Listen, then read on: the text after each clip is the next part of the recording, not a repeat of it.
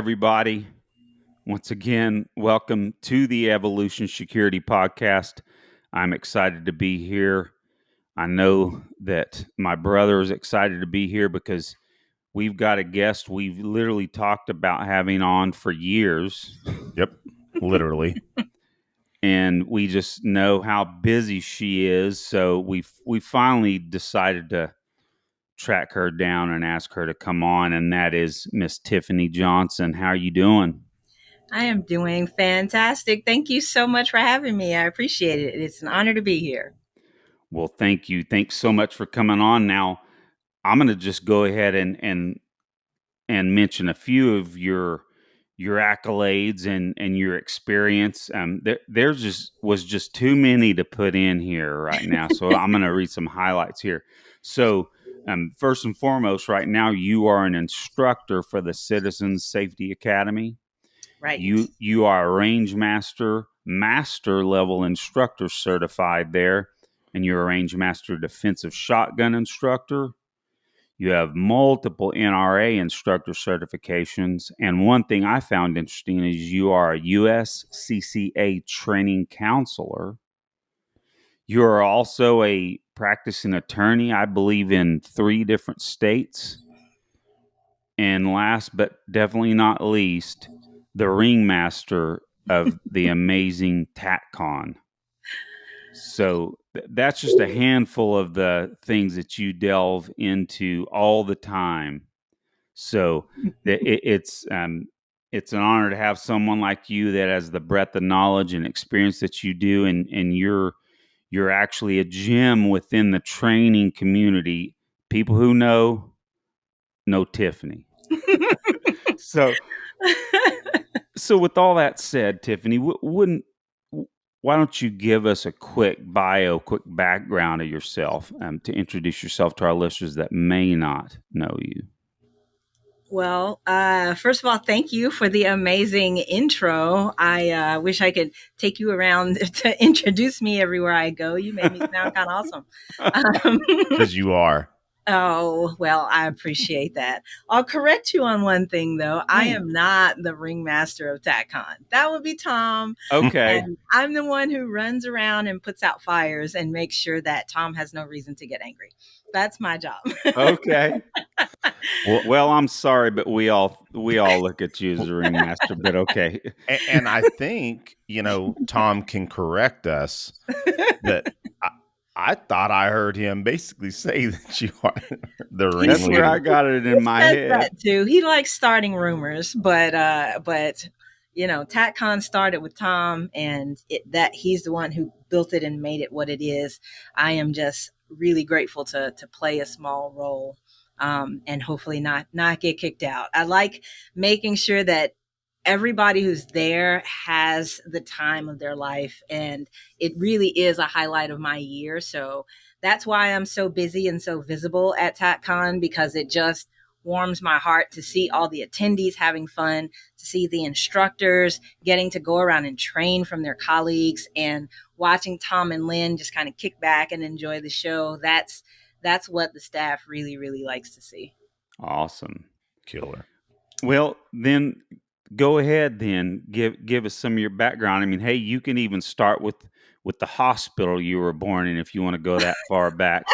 That's a joke, but not a joke. You give us as much info as you'd like to share. Well, since you took it there, I'll share a fun fact about me. I was a surprise. I call myself my twin brother's birthday present. Because my mom was having a boy. She had no idea I was there. My brother popped out, and the doctor said, "Hey, there's another one in there." And that was me. Okay. Sorry to interject. I am that surprised too. Are you really? The doctor said, "There's another one," after Eric was born. And and my mom said, "Another what?" And he said, "What do you think we're doing here? It's another baby." So we have that in common. That's wild. That is crazy. So, yep. So you're a birthday present too. Yep. But that's how it all started. And I guess the relevant part of my history here is that for up until early adulthood, I was not a gun person at all. I was terrified of guns, and I associated guns with a lot of negative experiences and losses in my life. And so I actually took my first gun class out of frustration because there was this sort of nebulous thing that frightened me, and I didn't know anything about it, and it kept taking my friends away, and I was angry and felt out of control and just wanted to have a better vocabulary about why I had this disdain for guns. I didn't like not liking something while also not knowing anything about it. So that's what took me to my first gun class. And it was just sheer dumb luck that the class was at Rangemaster, which happened to be down the street from my house at the time. That was how I met Tom and the Rangemaster crew. And the rest is history. I immediately realized that I had subscribed to a lot of misinformation, and I was desperately curious to learn more. And so I signed up that night for the next class in Tom's curriculum, and I've been following him around ever since.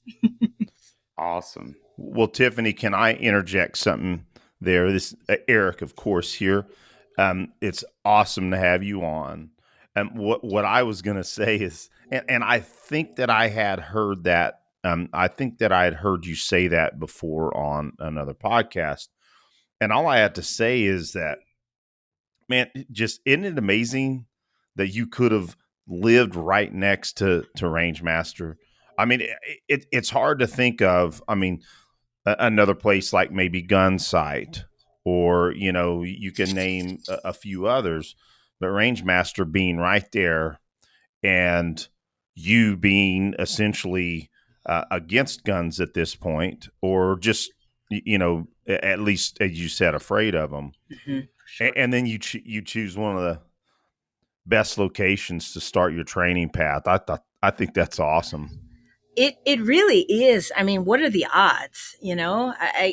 I wish I could claim that I actually did research and chose Rangemaster because of its reputation, but I didn't. I went there because it was down the street from my house and they had an opening that weekend. That was it.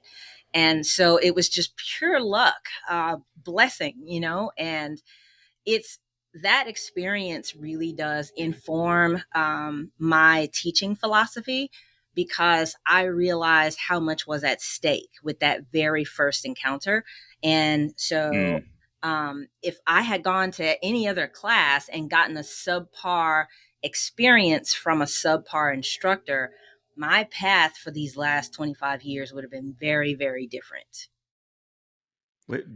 Yeah, that is amazing. It's sometimes it's we take for granted the lives that we've been born into by chance, and just where we live, right? I mean, the freedoms that we have, especially for firearms, since we're talking about firearms, the fact that we were all born here. But it's do you remember what the name of the class was? It was a permit class, handgun carry And permit. who was teaching it as well?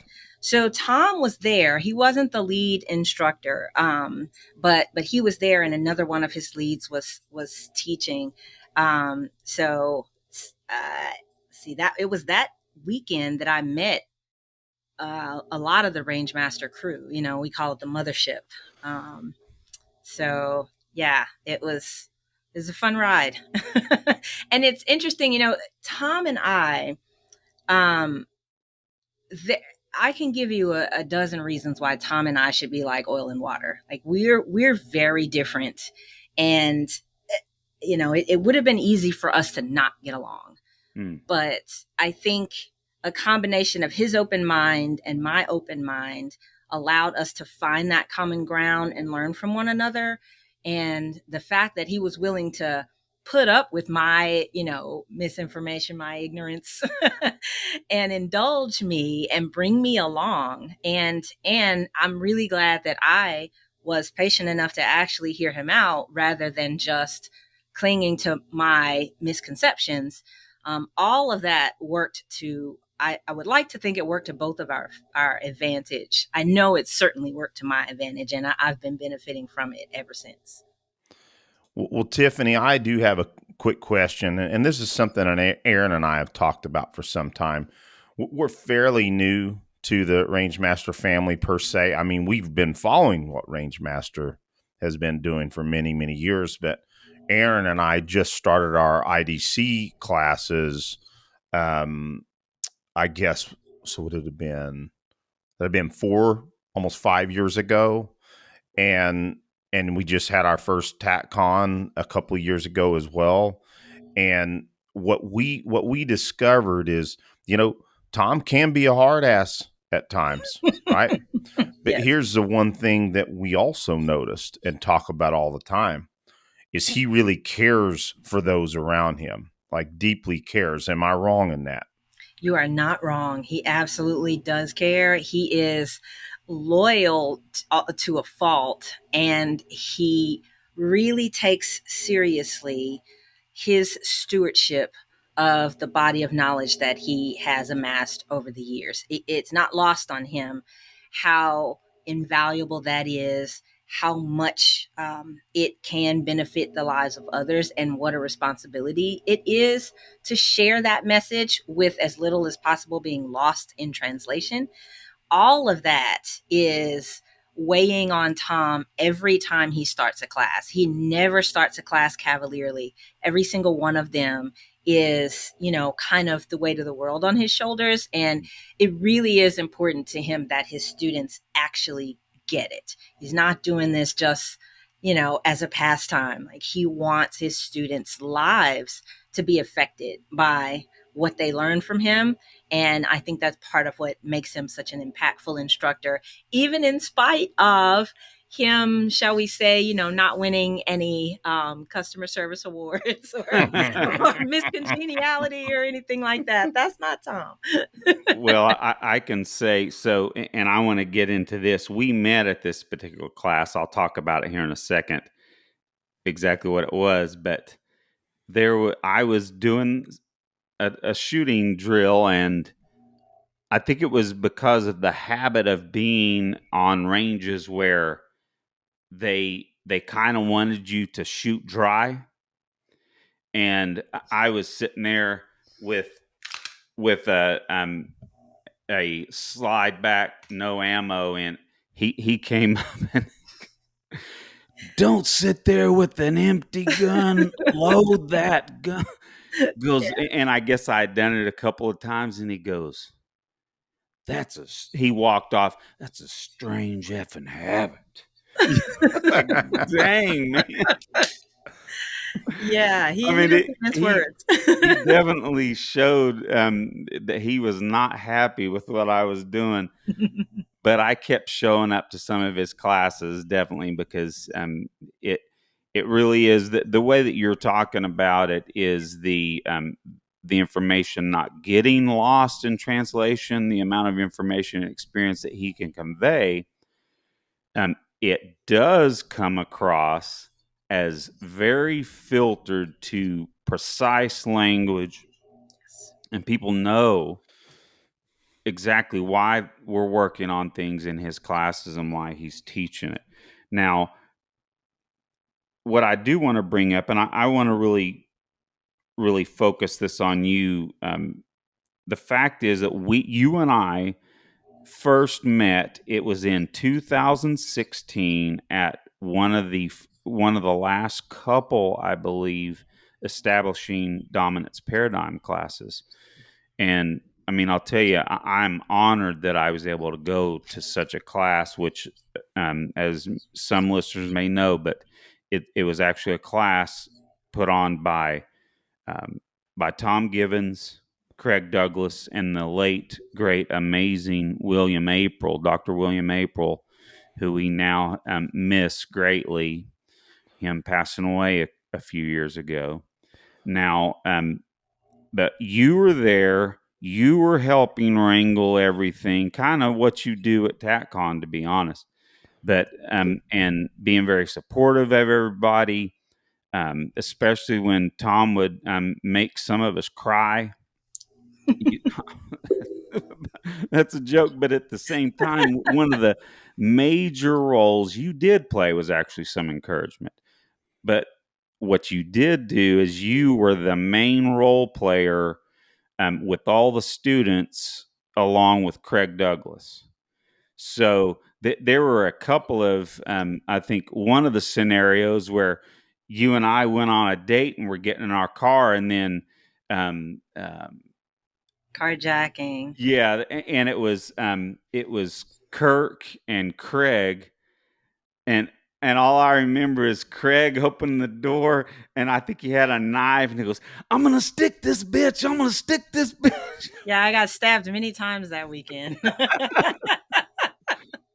And As a so I kid. did my best to cut Craig down with the Sims gun, but all the joking aside, that was an incredible class. The psychological aspects, the criminal psychology, and frankly profile that William presented, and of course the great shooting aspects that Tom gave, and then the role playing with Craig. It was just an invaluable class.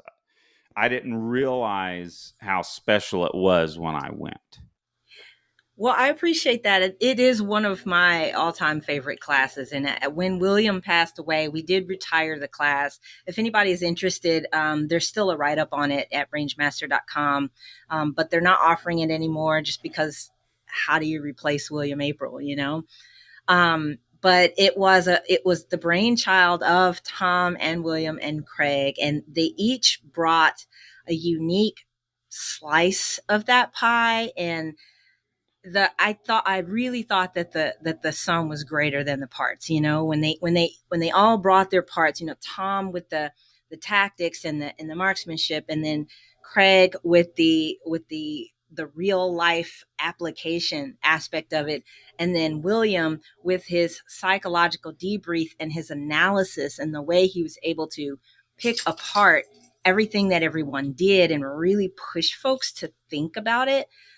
It was golden. It was a magical 3-day weekend. And I hate that, you know, that it was ended so abruptly, but, like you, I'm glad that we got to run it. I think it ran 4 or 5 years. Well, It that was a great sounds class. right to me. I think I was there on the second or third year. Yeah. Well, and if I can add, I'm jealous that I never got to go. And the time that Aaron went, I think I might have been deployed at the time. And then there was another opportunity that work got in the way again. So I was extremely disappointed that I did not get to go. But, you know, just kind of doubling down on Dr. William April's contribution to our frankly our path, all of us that are serious about self-protection. We talk about all the time on this show about how important the mental cues, the mental maps that you can develop even just from hearing things, Yes. and how valuable that was that William, you know, imparted in us. And also I'm kind of juxtaposing that with, unfortunately, there are a lot of individuals out there that have purchased firearms, and in many cases carrying firearms, that don't have any of that understanding that frankly can save their lives, you Yeah. know. Yeah, I couldn't agree more. I think it's irresponsible to strap a gun on if you haven't done at least equal parts training on how not to ever need to use your gun. Yeah. Anybody that's itching to use a gun in self-defense, I think should not be armed. That's my personal opinion. You didn't ask for it, but there it is. No. We want to hear and you know, Tiffany, Aaron and I say this all the time. We say that we do not believe in a prerequisite of training to exercise your Second Amendment rights, but we absolutely advocate that everyone should have training. So Right. that may seem somewhat contradictory, but everybody should have training, and they certainly should go down the training route that we're talking about. Yeah, no, I think there's a huge difference between requirements being imposed on you by a government entity versus your owning your own responsibility as a human being and a citizen of society, and as a beneficiary of the codification of our human rights. It's your responsibility to, to exercise that right in a way that ensures it can be enjoyed for generations to come. And it's only through sloppy exercise of our rights that we endanger them. And so that's why I think if you're going to carry a gun, it comes with an obligation to arm yourself with more than just ammunition. Man, that's a good heck of a point there. Awesome. Well, and if I can, I was a little bit ill prepared because I don't have the story in front of me, but I don't. I'll ask you guys. I think it was not too long ago. I mean, we're talking within 6 months, maybe max a year, and this was in Arizona, I believe, or New Mexico, either one. Again, I'm going to grab the story and put it up, but unfortunately, this individual, and it was protest, counter protest over a statue, and unfortunately, there was a physical confrontation that was not a threat of death or grave bodily injury, and the guy jumped over the wall. So he's over a small wall. These individuals that were, wrestling with him could not get to him, and he could easily, run away or have plenty of space. Well, man, I mean, you could tell the guy, he's carrying an appendix rig, and he draws, bang. I mean, you could tell he didn't even get his pistol up into sight line. That's not necessary for certain shots, but anyway, it was just an executed appendix draw and shoots a guy. Completely, in my opinion, unjustified. But kind of what we're talking about is that it's the responsibility of people to get training where they don't make stupid decisions like that, Yeah, I agree. I think in a perfect world, the Second Amendment it would not be debatable. Like, it wouldn't be an arguable point. But the more we make questionable decisions with our rights, any right, the more that right becomes, at least in some people's eyes, debatable. And so that's another reason why, maybe it's selfish of me, why I really wish everyone who decided to carry a gun would at least invest in some kind of training, and not just marksmanship, but training about decision making and about what Craig Douglas calls verbal agility, and Yes. thin slicing and avoidance techniques. I mean, I it's unsexy to tell people that they should stay out of trouble. Absolutely. But if you're going to strap on a gun, that's exactly what you should try to do. I am much more likely to walk the other way if I'm armed than if I'm not, precisely because I don't want to have to get myself out of trouble. I'd rather not get into it in the first place. Well, and Tiffany, thinking about that, I mean, I know we probably all agree on a certain permutation to this, but you having that gun on you, if it does become a physical altercation, it's already a gunfight because you brought a You brought gun it. to the Yeah. fight, even if it has not been deployed. And that's another aspect that people don't realize when they let their ego, charge them up, and they're armed, and possibly in this case of that situation that I'm mentioning. But yeah, you brought a gun, so it's a gunfight, whether it's been deployed or not. Agreed. We sort of took a detour earlier, but you mentioned that I teach for Citizen Safety Academy, and the owner of that company is Akil Kadir, and he's my training partner. I think the world of Akil, and this is one of the concepts that he teaches, that we all teach for CSA in our permit classes, in our regular, everyday Earth people type classes, where many of the students are touching a gun for the first time in their life, are entering the EDC culture brand new. And we spend a lot of time reminding people that, hey, this is an obligation.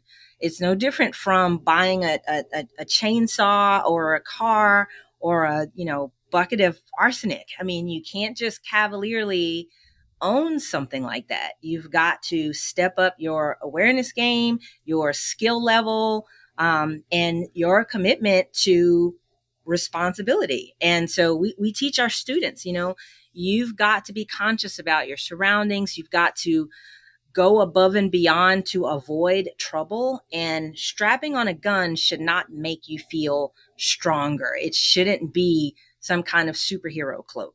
If anything, it should be accompanied by humility and hesitation.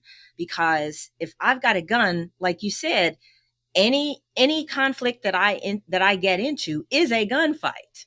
And so I want to avoid that to the extent possible. And it has nothing to do with courage or fear or anything like that. It's about responsibility. Excellent. Yep. And I've heard it mentioned multiple times from multiple people that, yeah, you may end up having a justified shooting in that instance, right? Mm-hmm. But if you simply would have avoided the situation, a person didn't have to either be, maimed or lost their life, even if it was justified. It's just that simple. It's that simple act of, being able to say no to your impulse or ego. And I would like to think that, myself, I know you two across from me. I think way different than I did when I was young, and some of that isn't just because I was young. It's because the amount of awesome training and people that have mentored us over the years that made us think differently, Yeah. No, I agree. One of the Rangemaster principles is reluctant willingness. And reluctant willingness is you're going to do everything in your power to avoid having to resort to deadly force.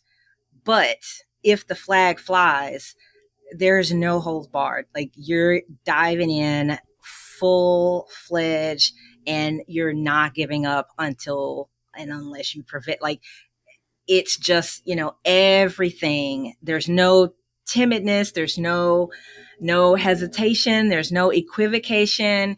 I mean, if that flag flies, then we're talking blood, guts, spit, shit, fists, feet, makeshift lamps, rugs, whatever. So we're either all the way out and doing whatever we can to not be in it. But if we are in it, then there's no such thing as cheating when your life's on the line. You do whatever you have to do to get home. Heck no.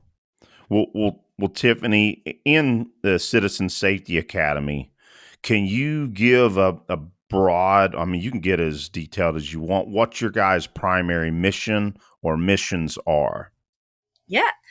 Primary mission is to enable and inform everyone, every walk of life, about self-preservation and the tools available toward that end.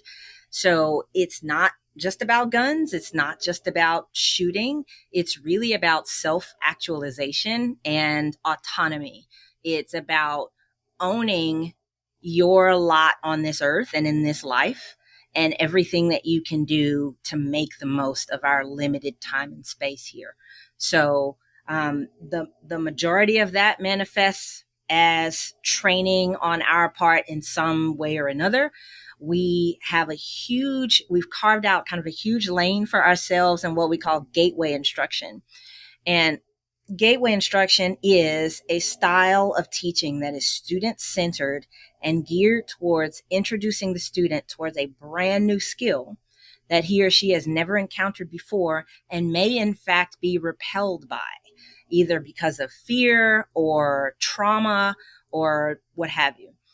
So it's a very specific technique that I think most people don't use, actually, even instructors that teach so-called beginner classes, gateway instruction is all about tailoring the style of teaching to that student who is reluctant without judging the student for that reluctance. So does that mean that if you have, say, 10 people sign up for the gateway, now it's the gateway instructor class, I guess maybe I'm thinking about, is that what you're referring to as teaching people as gateway instructors, or is Yeah, it both? it's both. Yeah. So when Akil and I met, we immediately clicked over this concept of how to create a learning environment that was welcoming to all people. And that developed into the concept of gateway instruction. And as we traveled and taught through this gateway instruction method, we started getting asked, people started asking us, can you teach us how to do that? And so that's how the gateway instructor curriculum and the gateway instructor certification course came to be. So we do have a 3-day instructor development course called the Gateway Instructor Certification. And it is not just, it's not just a, instructor development course. It's not your standard run of the mill instructor development course. It is specifically about teaching beginners, teaching people who never touched a gun before, because that requires a whole different skill set than teaching people who already have a basic understanding or are already acclimated to the culture. Well, Excellent. I'm certainly, I know Aaron and I would be interested in that too, because that's a passion of ours as well. I would like to think that Aaron and I have done a decent job with brand new shooters, but I'm sure there's absolutely plenty that we could learn from you guys. And to kind of double down too, we kind of feel like we also have a segment within what we do for the combatives realm too, because not everybody wants to jump into an ECQC, although they should. But there is, in many cases, folks self-select out of that. There's possibly a lot of fear, for that. And so we are also trying to bridge that gap in that area as well, where, we're not using Sims, we're using blue guns, and the Evos are we really say, hey, listen, if you're the good guy, you're the bad guy, this is their experience. We learned that from Cecil Birch, by the way. Yep. And we make sure we dial down those scenarios to where it's not a complete competitive event. And I think it's going to do better for, folks that really are interested in getting those types of classes. So we're working on getting more of those taught. That sounds great. And we do need more gateway instruction in the combatives space, because I think combatives has gotten there's a little bit of misunderstanding in the training world about where combatives fit in. Mm-hmm. It's almost assumed that you do combatives after you've gained proficiency with a firearm. But to me, it's kind of the other way around, or at least you don't have to have experience with a firearm before you can consider combatives. However, that would require a very skillfully taught entry-level combatives course by somebody who understands gateway instruction principles, because it can be intimidating. And I think the biggest mistake that people make is judging people's reasons for not doing this or doing that. And the reality is the reasons are kind of irrelevant, right? If I decide that I'm not cut out for BJJ, it doesn't really matter to somebody who wants me to be exposed to that. It doesn't really matter what my reason is, at least not as far as you as an instructor are going to decide whether my reason is good or bad, right? I mean, you may want to know why so that you can help me overcome that barrier, but you shouldn't, as the instructor, want to know why just to tell me that I'm wrong. You know, Right. I Oh think yeah. I think that's a problem that only widens the gap between people looking through the window of the training world and people who actually walk through the door. Very, very well said. And you mentioned BJJ. To some people, they may have trauma in their background. You know, especially our lady friends could have had trauma that being that close to someone, especially men, could be a problem. And so I love what you're saying because um, we believe that everybody should do jujitsu. We also believe that it's not for everyone. And then if you do have instances where a person has some form of a pathology around not wanting to do it, you got to recognize that, and help them as far as you can. But if they don't want to, they don't want to. But let them sit on the side, see how safe it is. Maybe they feel more comfortable at that point. Maybe they decide to, participate in, later in the class, or maybe it's that they're ready to come next time. So no, that's very well put. And I had heard you guys talk about it, and I love those philosophies. It needs to be a lot more of it for certain. Thank you. I appreciate it. Well, and I want to comment too, because that was one of the things that particular class, especially the Gateway Instructor Development class. But people really should go to your website, Citizen Safety Academy, and look at all the stuff you guys offer. I mean, you guys offer some. I just can't say anything other than unique classes. Of course, you've got kind of common typical concealed carry permit classes, which is awesome.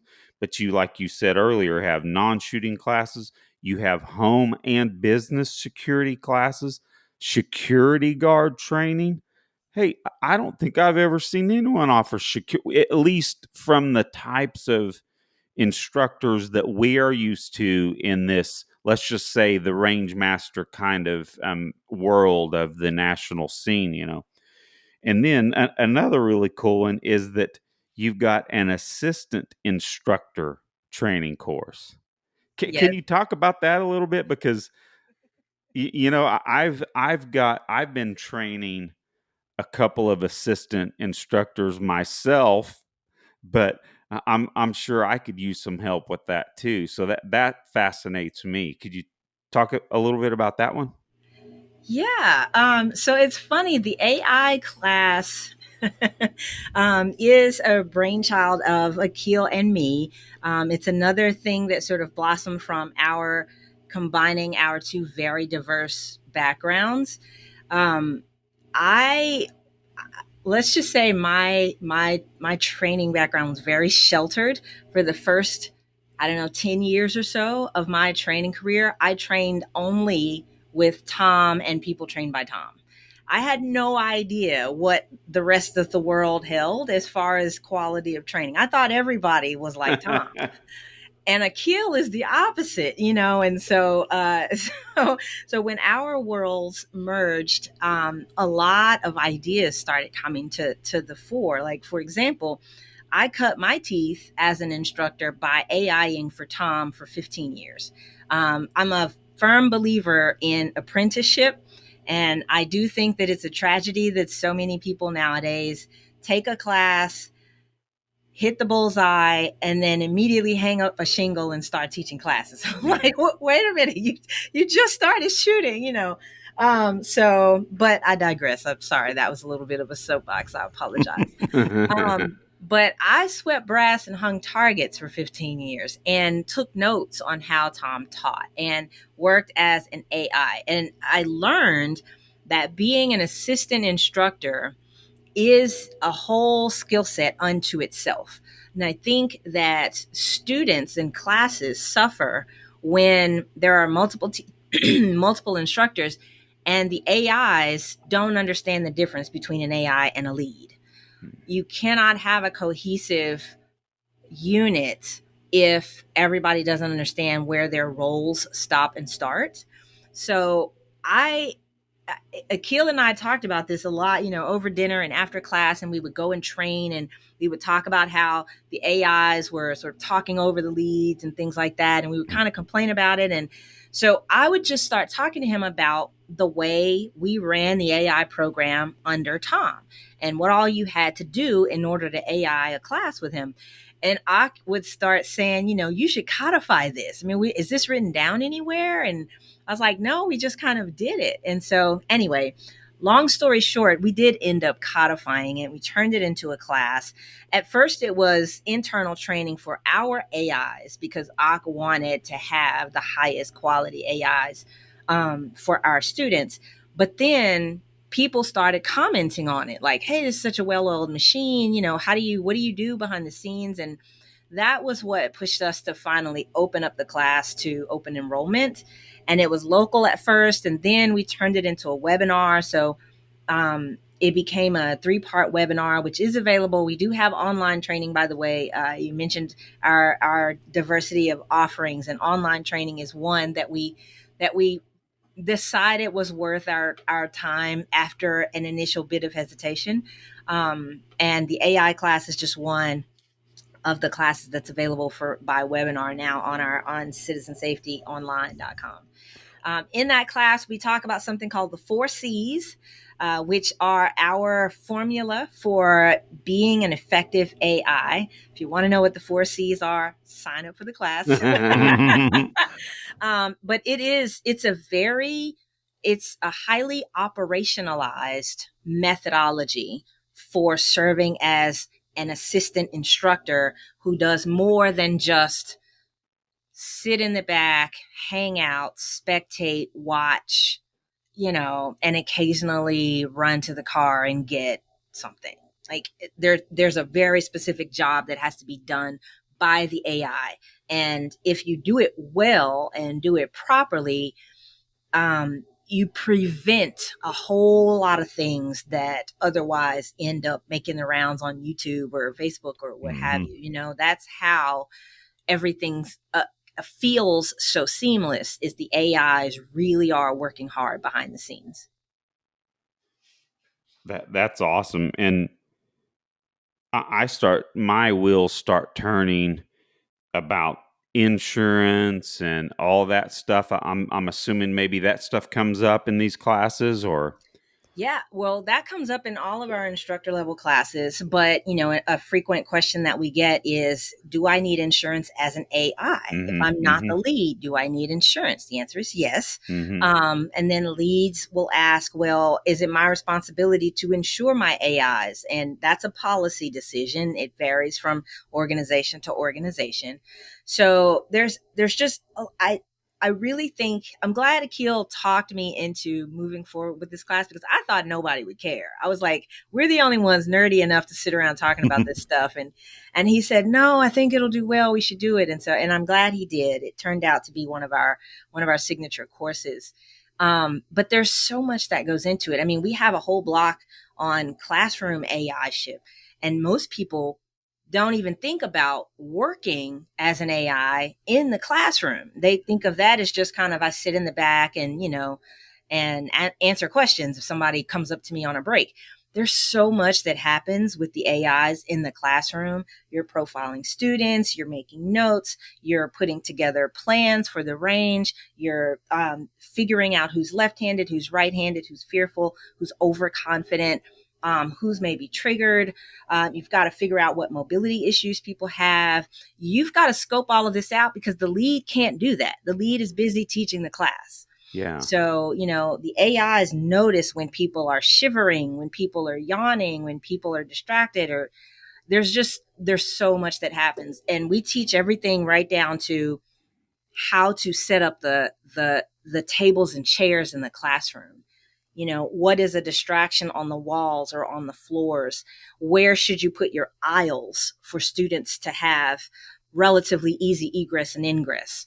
There's a ton of stuff that goes into it. And then for range work, there's a whole block on range choreography. If you have an odd number of shooters on the line and you have one AI and one lead, where do you position yourselves? what are the different techniques for roving back and forth in order to fully cover your assigned area? Are you assigning areas to your AIs that they have to cover, or is everybody just kind of winging it? You know, are you assigning lanes to your students, or do you just tell them to line up wherever they want to go? All of this is covered in the AI class. Nice. Sounds like a great class. And, a lot of us that are, I would say Aaron and I aren't new to teaching and instructing, but we're newer than some of the folks out there. And those are just excellent classes, just can make a lot of us a lot better. So it sounds awesome. Sounds like a Thanks. great class. Thank you. It's fun to teach. I like that class. Awesome. Cool. Well, Eric, I think we're on to talking about one of our favorite topics here. Yeah, absolutely. Well, let's go back to Tac-Con, Tiffany. All right. So first and foremost, for our audience members out there, if you've not been to Tac-Con, it should be at the top of your list. It's such an amazing event. Top world-class instructors, just teaching so much incredible, valuable information that'll make you so much better in the field of carrying your firearm, being safer, verbalization, all that medical, all you can think about. It is just an amazing event. And when Aaron and I went there for the first time, it was like, man, this is a heavenly place, just such a, we were so ecstatic. The first day, like, man, this is so amazing. Why is it taking us this long? Remember what, Eric? Remember when we ran into Tom and said, hey, "This is." I don't remember how exactly it came up. We said, "Yeah, this is the first time we've been here." He goes, "Where the fuck you been?" Yeah, it was awesome. Classic Tom.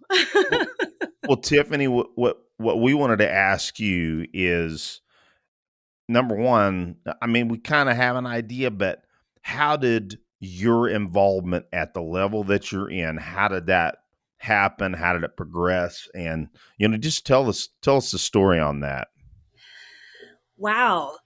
Trip down memory lane. So if you rewind back to that very first class that I took, that we talked about earlier, that was how I met Tom. And from that point on, for some reason, Tom just sort of took me under his wing. And I would come to Rangemaster and just kind of hang out. I would just be there in the lobby. I'd come there and do my homework. I'd come there and fall asleep on the couch. Nice. And Tom would just walk out of his office and say, "Follow me." And whatever I was doing, I would stop it and run and follow Tom. And we'd go on the range and he'd run through things with me. And so he really took an interest in my development, and I'm forever grateful for that. I still, to this day, I always joke that I have no idea what he saw in me, because I was just some random chick. But I'm so glad he saw it, whatever it was. And so that relationship developed, and he would continually ask me, to do this, do that, see this, watch this. Can you attend here? And I would start helping out around the range with the newsletter and with AIing for him and things like that. And so I would just be kind of hanging around. And finally, one Tac-Con, I was there, and he said, he asked me to do some, menial administrative task, like check people in at the door or something like that. I don't remember exactly. And from there, he just, started entrusting me with more and more responsibility with Tac-Con, and it's grown from there. And now here we are, where I play a huge role, and it's an extreme honor. And I just every year hope to not let him and Lynn down and not let the attendees down, because it's such a huge event, and it is the highlight of many people's training year. So, so that I don't take that lightly, and it's a big responsibility, but it's also a blast, and I absolutely love it. Well, we don't see you disappointing anybody, especially not Tom and Lynn, and then of course the attendees, because it's an amazing event, and it just keeps getting better and better. So, Well, and it's the main thing is it with as much as is going on, crisscrossing of schedules and you know students going in between here and there. I mean, the way that to have as much content as is offered there, there's got to be a lots of overlapping of classes, etc. But it's managed so well. You just kind of, we all, people that don't know, of course everybody likes to shoot, so you got to pick your favorite choices of shooting classes, and Tom will assign you those, whichever ones he can work out for you to get on, and then you're free to choose all the other classes that you want, and it's just a smorgasbord. But again, with all that's going on, there's clearly a lot of good administrative management going on, and that stuff is not easy, It's, especially for, I mean, I think there's usually around 500 or so people there, off the top of my head. yeah, just shy of that. But you're right. There's a ton of moving parts, and there are a lot of interested parties, a lot of, vendor contracts, and it's not just, hey, let's meet at the range, right? Yeah. You've got to coordinate schedules, you've got to coordinate travel, you've got to get insurance. You've got to make sure that everything's covered. You've got to make sure that your activities are within the zoning permit for the facility. You've got to make sure that you keep the board happy at the range.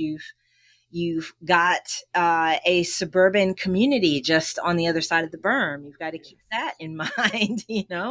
Got to manage the hotel and the lodging, and make sure that chains of command and communication are very clear, because what happens at the hotel, what happens on the range, what happens in transit, where does one person's responsibility stop and another's start. And then with the instructors, I mean, this year we had almost 50 instructors, and some taught multiple classes. Some had classes that repeated. They also wanted to take classes, so we had to be careful to manage all of that. We also have a huge staff of RSOs, range safety officers, who are volunteers. And so because they're volunteering, we want to make sure they get to take the classes that they want to take. But we also have to staff the shooting classes with the RSOs. And so it's a million pieces. And it really does take a whole team of people to keep all the trains running on time, so to speak. And I am just one of many. There's tons of folks who work on this. Akil works hard on it. The entire staff, John Hearn, Lee Weems, Chris Norwell works a lot with the RSOs, and he does a lot with logistics. Julie and Laura, they work a lot with the registration. Obviously, Lynn's really involved. Martin Hofert is really the glue that keeps Tac-Con running. And he's probably the unsung hero of Tac-Con. He's a name that not everybody may be familiar with. But if we didn't have Martin Hofert from Memphis, Tennessee, he hails from the old mothership days. If we did not have him at Tac-Con, it would all fall apart. I guarantee you. So there's a lot going on. Will Dugan now is lead over the pistol match, because that's the other thing. There's also a pistol match that goes on the entire weekend, concurrent to the 9 tracks of training that are running. And so it's a little different from other conferences in that you don't pick one class to stay in all day long. There are 2-hour classes and 4-hour classes, and you can take as many as 4 classes in a day. And we've got to make sure that people can get from one class to another, that they know where they're going, that everything is walkable. Like, we've got to make sure there's water on site and IFACs, and there's a whole lot that goes into it. How do you feed people at lunch? Got to coordinate the food trucks. There's a lot that happens. And as you said, it's not just shooting.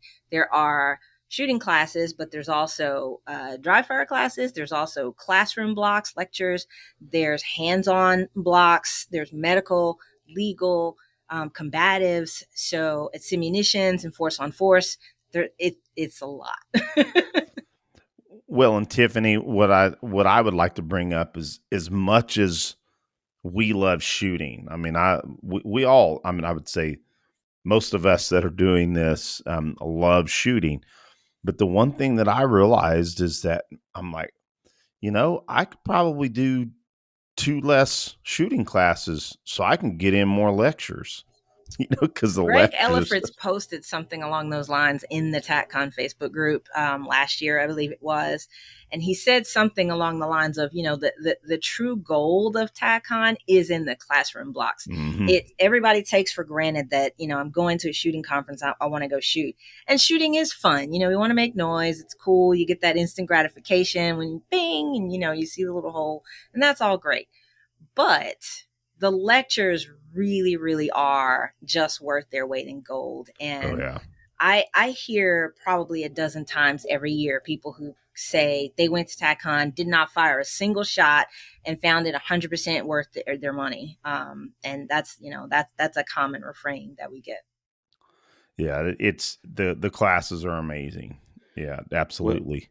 I can say that unfortunately, once again, Eric's work is holding him back from going. But I did Thanks get for a. reminding me. I'm sorry, bro. But I did want to at least mention that I will be there here 2025. Awesome. I'm really stoked. We last year, 2024, we literally missed the window. I don't know what we were doing. Tom would probably have some choice words to say what we were probably doing, but somehow we missed it, and boy, we were disappointed. But Well, so at Eric, get least, on that waiting list if you haven't already, because we do have people to drop out. I mean, we're still a year out, so waiting list. Yeah, and what it boils down to, unfortunately, is it's work related. Oh, I So see. I yeah, see. yeah, or else I would have pulled the trigger just like Aaron did. But yeah, it's work. My day job has been a little bit hectic this year and the next year. I do Um, understand. yeah, it, Eric's not in the army, but he's in the army.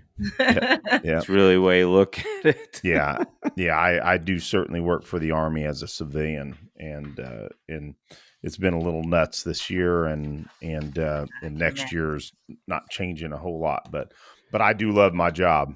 I'm very Great. lucky that I do love my job.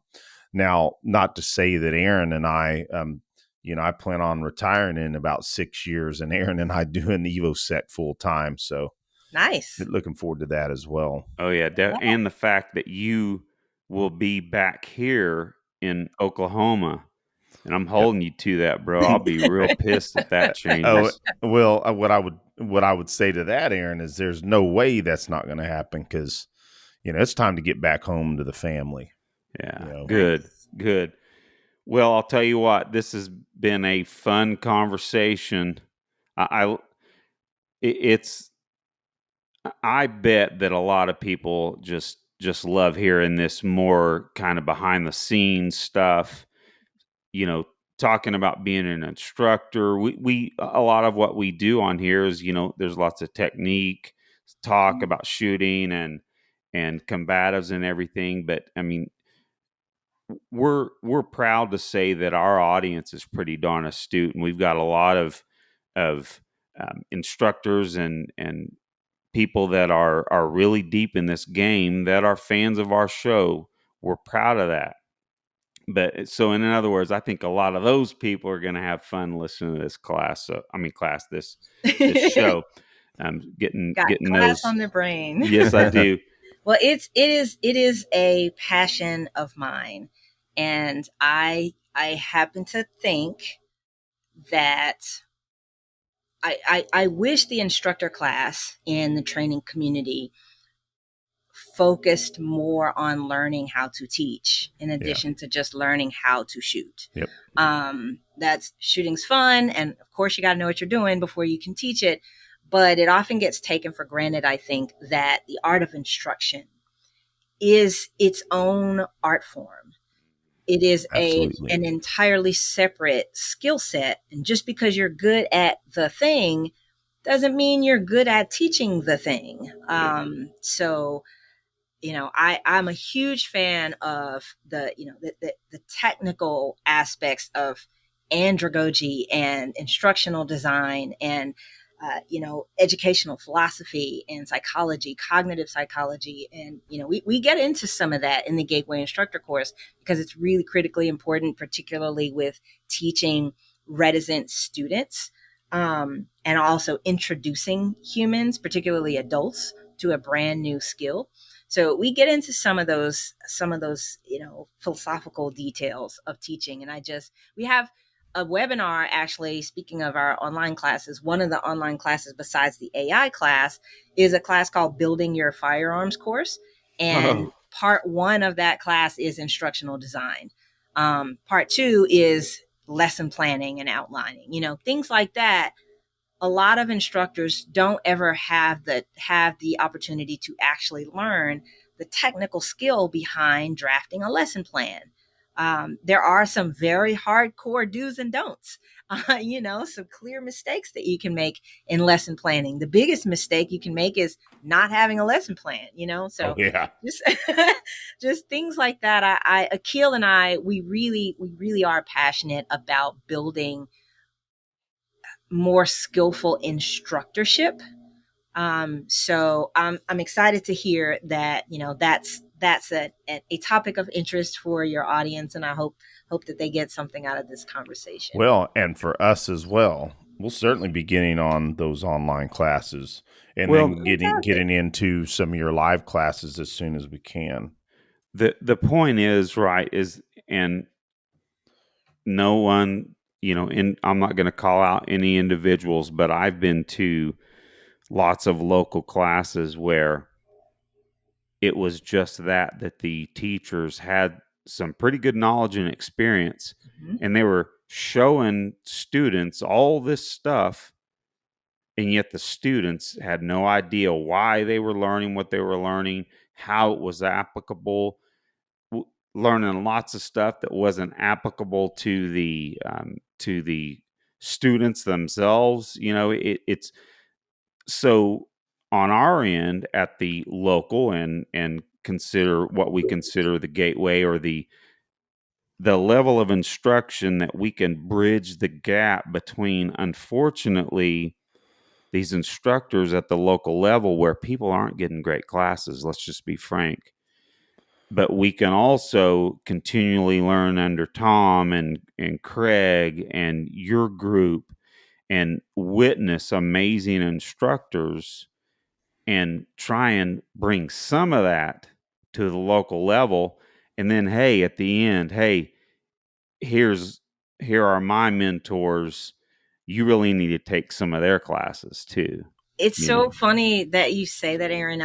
That's exactly what Akil and I did, because we went through a phase where, as is fashionable, we kind of poo-pooed the NRA and the USCCA. Hmm. And I know you mentioned earlier about my being a training counselor for USCCA. I'm also a training counselor for the NRA. Okay. And Akil and I, we just reached a point where, we were so constantly trashing the instruction that came out of the NRA, because a lot of it is trash, until finally we sort of looked in the mirror and we were like, yeah, but the vast majority of people who don't know the training world and want to enter it, where are they going to go? Yeah. They're going to end up with an NRA instructor. That's number one. And number two, we're complaining so much, but what are we doing about it? And we were both kind of embarrassed, and we sort of hung our heads and we said, we can't keep complaining if we're not going to do anything about it. So we both started teaching NRA classes. We both became NRA training counselors. And what we do is teach the NRA curriculum the way a beginner firearms course should be taught. Yeah. The curriculum itself is not horrible. Now, there's certainly some things in there that I will quibble with, but overall, it's not a bad program. It's just really hard to have any quality control over instructorship when you have 130,000 instructors across the nation. So we said, let's do this, attract people who only know firearms instruction as a product of the NRA or the USCCA, and introduce them to how it should be done. And we do exactly what you just said, Aaron, as we get folks in our classes who want to teach permit classes. So they just want to get that instructor certification, but they've never heard of Tom Gibbons and Mass AU with John Farnham, or they know nothing about that broader world. We put all those names up on the board and we introduce them to all these people, and we tell them, no no self-respecting firearms instructor can go on teaching classes without having heard of Tom Gibbons, John Farnham, Mass AU. You have to learn this stuff. Yeah. You have to know the shoulders on which you stand. And we've had a lot of success there. We've opened up some hearts and minds to folks who said, wow, I didn't realize it was this deep. And we were like, yeah, yeah, there's a lot more to it than the NRA. And that is a good way to look at it. Yeah. Absolutely. I am a basic pistol instructor for NRA, but maybe I should pick that back up.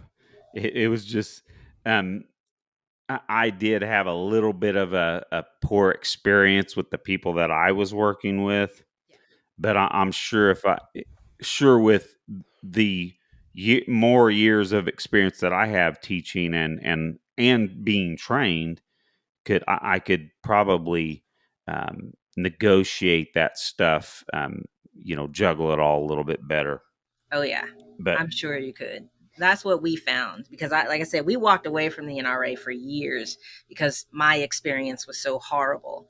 I mean, I'm embarrassed to repeat some of the things that my NRA instructor told me. And I hate that, I wonder how many students were trained by that guy in the interim. And that was part of what made Akil and me decide that we were going to go ahead and head up to Virginia and train to be training counselors. And we did. And we've been doing the instructor classes ever since. awesome. Well, and I frankly think that it's very, very admirable or laudable of you guys to say, hey, if we dislike it and we, bag on it all the time, what are we going to do to help make it better? And there's a lot of us that can take that attitude and change our thought process, frankly. Thanks. So It's certainly not for everyone. Right. It's not. So I don't mean that to disparage anybody who has made the conscious decision. I will not take NRA classes and I will not teach NRA classes. That is a way to go. Perfectly understandable.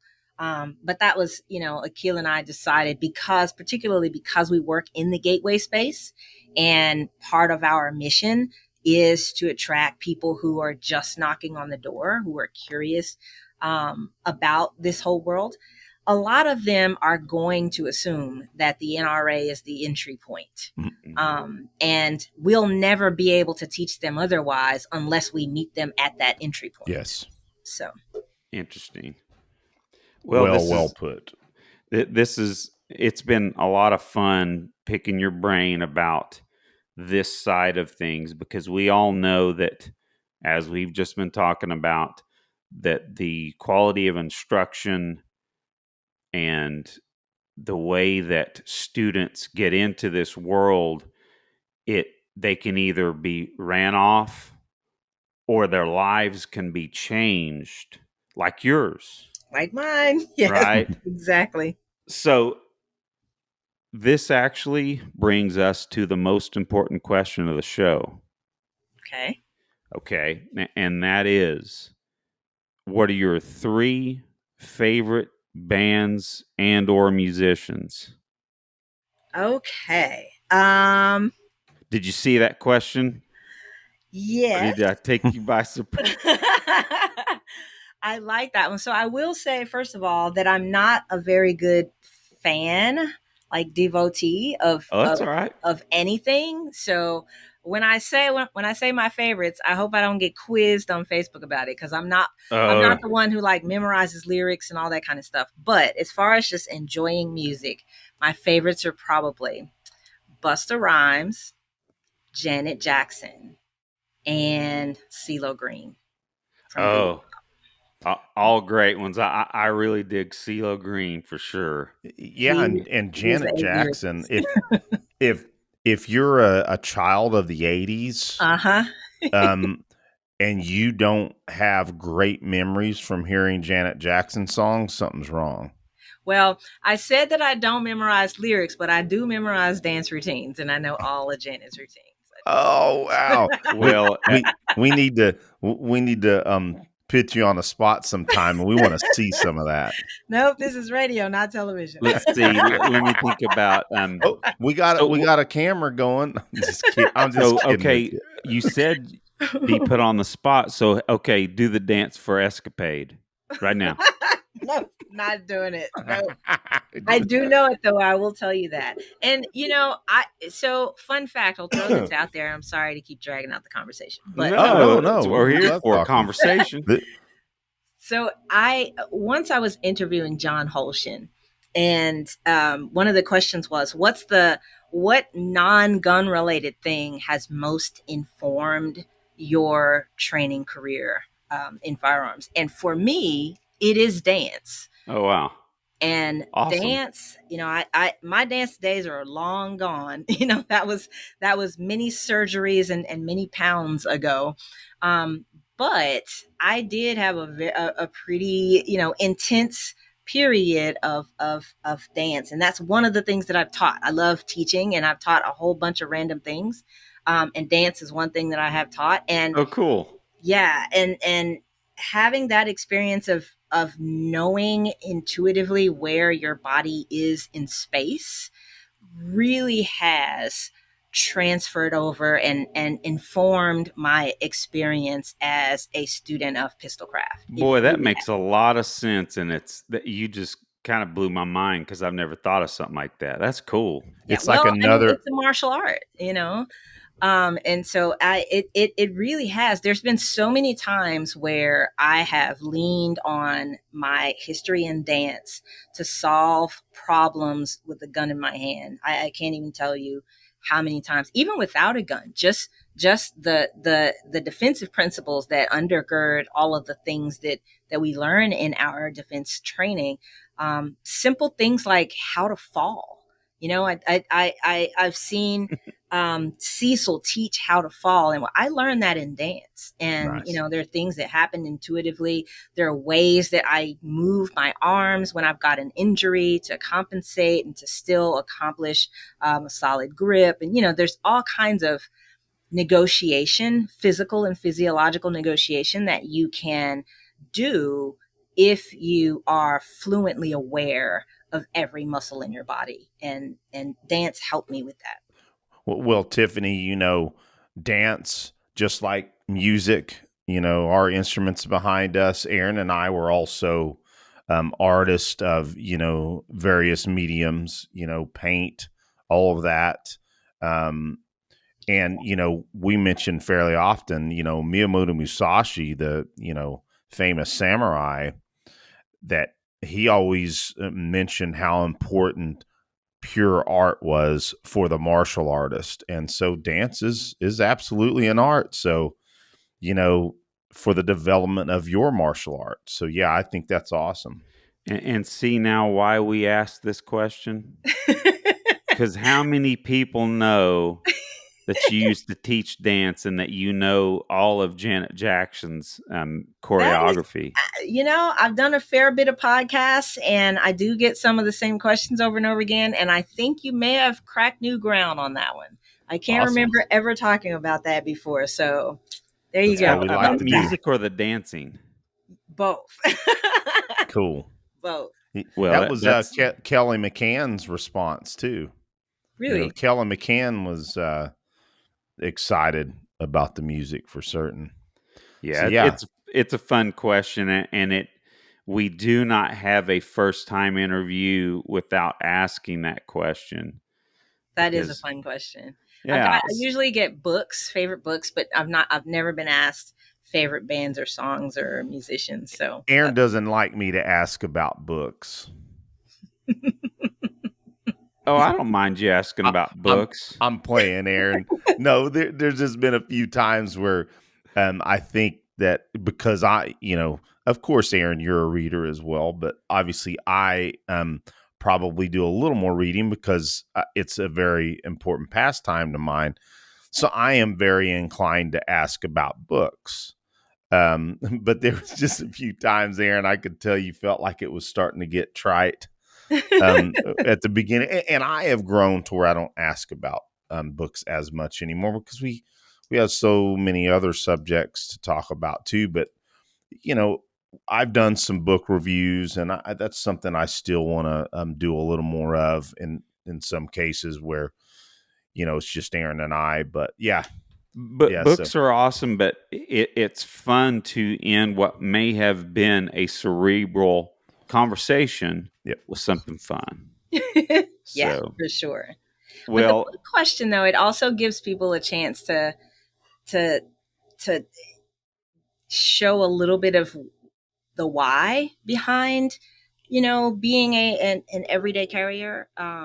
And I stress that with my students. Again, sorry to drag the conversation out. This is the last point I'll No, make. I no, promise. no. You have you can keep talking as long as you want. Don't worry about that. Well, we were talking earlier about shooting and how much fun it is, and I do think that there's a tendency to get kind of so wrapped up in the shooting part that we almost neglect the why. And right now, I'm just talking about everyday carriers, people in the defensive world. If you're an athlete or hunter, those are different categories. But for self defense, you have to keep the why in mind. And we just left a conference, Akil and I, where we were talking to a bunch of ladies about, how to choose a holster and things like that. And we went through the whole spiel about how an everyday carry holster, a defensive holster, has to be comfortable. And I have a whole soapbox about that, because I grew up in the era where people were still barking silly things like, oh, it's supposed to be comforting, not comfortable, and yeah, that kind of BS. And I'm yeah, like, that's crap. The whole point of carrying a gun for me is to preserve the life that I have built for myself. And if in the process of protecting that life, I have to upend it or make myself miserable, I've defeated my entire purpose. So to bring this back around to books, I'm always curious on podcasts when people are asked what their favorite books are, because usually they tend to kind of name the shooting books. And I'm like, that's great, but why do you shoot? Who are you? What is the you that the gun is protecting? There's got to be more to your life than just shooting. So, and that's not, I love all of that. That's great. And especially for the history buffs out there who take those deep dives. Hey, more power to you. I wish I had the brain power to do that. But I also like reading poetry, or just like going to a museum. Yeah, you that's know, a just blast. just things like that. And So do you like to read fiction as well? not as much. I theoretically like fiction, but my brain struggles with it Ah, because I have attention deficit issues. okay. And I Yeah. can't get through. I can't get through it. I would love to, and I own lots of fiction books, but I have very specific techniques for reading them a bit at a time. I jump around the book and then put the puzzle back together. I like reverse engineer it because I've got a very short attention span. And honestly, it's one of the gifts that training has given me. Akil makes fun of me, but we talk about the philosophical front sight. Ah, And nice.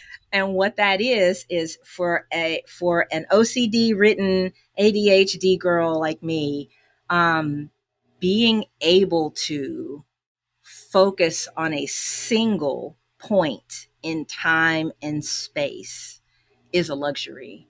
And it's a discipline that I apply across my entire life, regardless of whether there's a gun anywhere near me or not. Nice. That's a excellent. excellent way to look at it for certain. Well, I think we've got a lot of great topics that we've covered, and again, the little delve into a little bit of humanity and actually a little deeper personal ways that you think. That's why we actually ask that music question, because it usually delves into stuff like this, and it's fun. It's an excuse to go to get people like you and people like when you got Craig Douglas or Tom Givens. Now, Tom doesn't get as warm and fuzzy about this stuff, but get people to really talk deeper about themselves, because rarely ever does someone, even if they aren't a huge music fan, rarely does someone ever, I mean, I can name them, but I won't name them. We've probably had 2 guests that one actually said they wouldn't answer the question. Yep. And then the other one was majorly stumped by it. Yep. Everybody I know exactly who the 2 are. And you would know both of them too. Oh, okay. Well, maybe they have other pastimes. Yeah. Well, I'll tell you what, this has been a great time, and we essentially have first time interviews, and that's why we call it the first time, so that we can hopefully have you back. Hopefully you've had a good enough time to come back and talk with us again sometime. Yeah, it was super fun. Thank you for having me. And again, sorry I kept drawing it on and on at the end. No, we're here to talk. We have a podcast. We like to talk. So keep us talking. You don't have to apologize to us, because we can jabber on and on. We didn't even get to talk about like twin stuff, so we'll have to. No, we didn't. Time. Hey, that's the next show. We do need to talk about twin stuff. Well, what we'll have to do is have you and Akil on at the same time, something like that, because I think that would be fun too. That would be great. But well, then that brings us to the time to bid goodnight. And I bet you have some legal briefs or something, or you about to get on a plane to do something really above what some of us can tackle tomorrow. You'll be doing, but doing John so much. Grisham stuff. No, getting certified in another state to practice law, I guess. So, no more for me. All right, y'all. Well, have a good night. It's been fun. We'll talk to you soon, Tiffany. Thank you so much. Take care, Tiffany. Bye, everybody. Have a good one, Bye-bye. Aaron.